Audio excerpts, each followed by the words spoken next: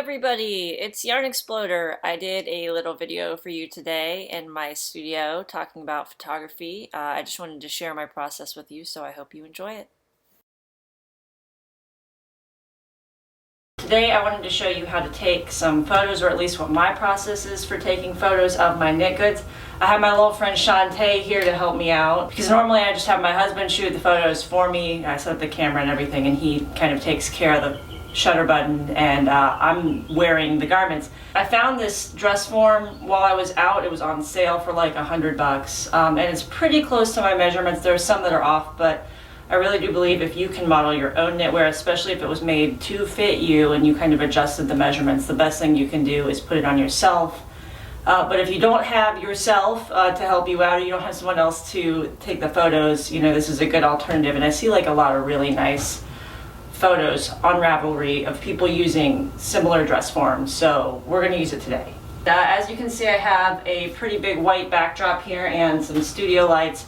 I usually use a 5D Mark II when I shoot, but I also have my camera here, which is a Canon 7D as well. You can use a point shoot, you can use your iPhone. There have been times when I've definitely used my iPhone just to get a quick shot for my blog or for Ravelry or whatever. So obviously what I'm going to show you today is how to shoot in kind of a minor studio setup as opposed to something that's more styled, that's outside or by a window. You see a lot with natural light and things.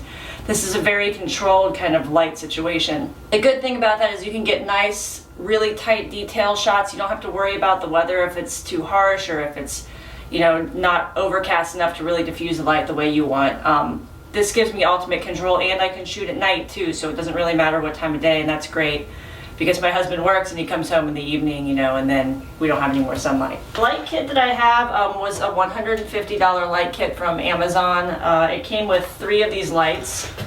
They have their own little stands and heads. If you don't have the space or you don't have the ability to kind of buy lights like this, you can always use lamps and things. What I do recommend you do is use the same type of light bulb, the same color, the same wattage of light bulb in your lamps. And I've actually just clipped parchment paper over the top so that it'll diffuse the light kind of the same way as a light box. Once I started taking more photos and things, it was easy for me to go ahead and just make the decision to get these. The backdrop can be anything like a king size sheet. This one is actually part of a backdrop kit. It's just a thin piece of cotton. I've got a black one too that goes with it in a stand, but again, you could just hang, you know, a shower curtain rod or something like that and just clip a sheet to it really, really easy. Something you'll notice about my studio lights is they've got 2 switches. It's just the intensity I can change off one side or the other and really tone down my light. That's going to be important for when you start to shoot, things get too bright. You know, you can shoot at a very low ISO with these lights, which is important so you can get all that nice detail, but you want to make sure too that you can control the light just a little bit, so these switches are great for that. The other thing I do is I use 2 of these. I've got one that's set up right now in a portrait and one that's a landscape. And I actually tend to shoot that way because it gives me a little bit more options as far as kind of where my main light is. This one's usually right on my face and the object. Really, it's really on just the torso area. And then this one is either illuminating background sometimes, or it's giving me kind of a second shot from kind of slightly back over my shoulder so that I can get a little bit of depth from my backdrop here. The other really important thing about shooting with these lights is that you want to make sure that your ambient light sources are all turned off. So for me, that means the overhead lights that you're seeing illuminating right now have to be turned off. And if I have any kind of natural light sources, I have a window that's right here, I usually close the curtains and try to reduce it as much as possible. If you don't do that, you start to get kind of a mixing of light sources and it just looks a little bit messy and not very good. Okay, so I have turned off all my other lights and left just my studio lights on. I did adjust the ISO on the camera that I'm using to shoot this video, so I actually had to turn it way down because of the brightness of these lights. I did the same thing with the camera that I'm shooting with. And the first shot that I'm going to take is going to be a shot just kind of the front of this sweater. So, you know, some of the things that I may want to do, I've got some sewing pins here. I may, for instance, if I wanted this to kind of just be closed a little bit, I could pin these into the sweater, maybe pin them from the back so that you couldn't see it. Just to have these things kind of lay in place. Now, something to note is if I pin this sweater like this, it's not a very natural curve, so when somebody looks at this and they're not seeing a hand holding it or a belt or something that's pulling this fabric this way, it's going to look unnatural and it's going to look a little weird. So you want to make sure that when you do set up these knit goods to be photographed, that they're done in such a way that it's a natural wear, it looks natural to the way that you might wear it. I also want to make sure that I check the back to make sure that it's smooth and everything. If there's a big wrinkle here, it's going to translate on the front to just not quite looking right. Now I could button this, but I do know that my dress form is a little bit wider in this area than I am. If I button this on the dress form, it's going to start to gape and pull a little bit, you know, and it's not going to look good. So I'm going to leave it open for this shot, and then I'm going to just take my other camera and take a few shots.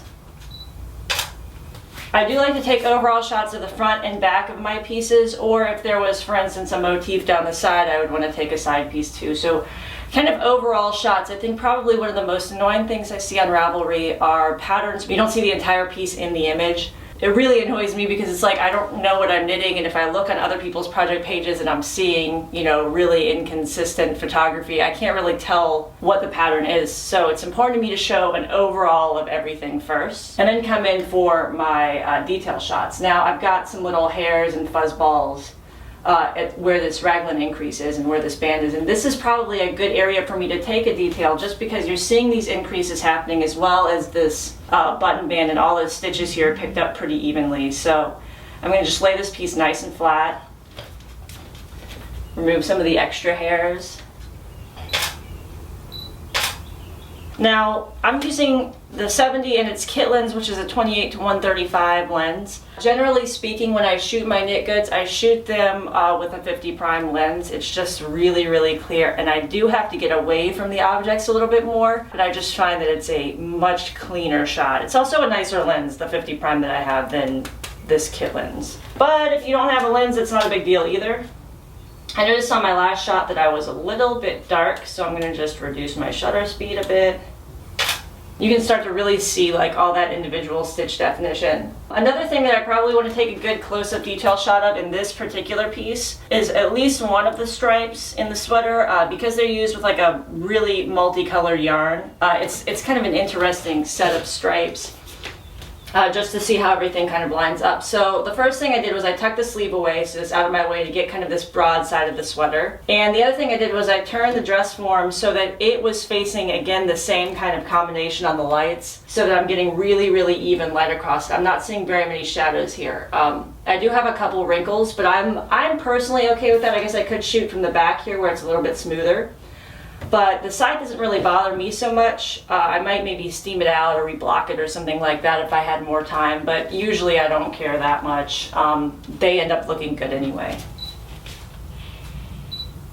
The other thing I might do with a piece, if I'm taking a photograph of it on a live person, is have some action shots. So I may have somebody, and I usually do it myself, put my hands up or twist my body in some way so that you can get some kind of motion in the fabric. Sometimes I'll put my hands up so you can see a neck detail and tuck my hair out of the way, or different things like that. It really depends on the piece, you know, like think about what's kind of the most interesting part of what you've done. For me, this is a very basic cardigan, but the striping is really interesting, and the button band and the little wooden buttons on it are pretty cool. So those are kind of things I want to focus on in my photography. The parts that are the most interesting to you are probably the ones that you put the most work into, and they're probably the most interesting pieces to help illustrate the pattern for anyone else. I like to just capture kind of the things that I really cared about when I first finished it. So that's what I do, and you know, if you have any tips or anything, I'd love to hear about them in the comments.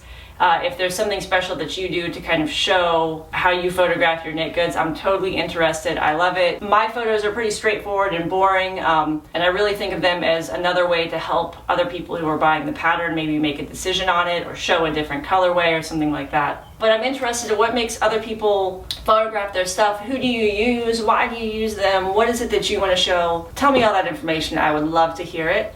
And thank you for watching, and thank you for reading yarnexploder.com.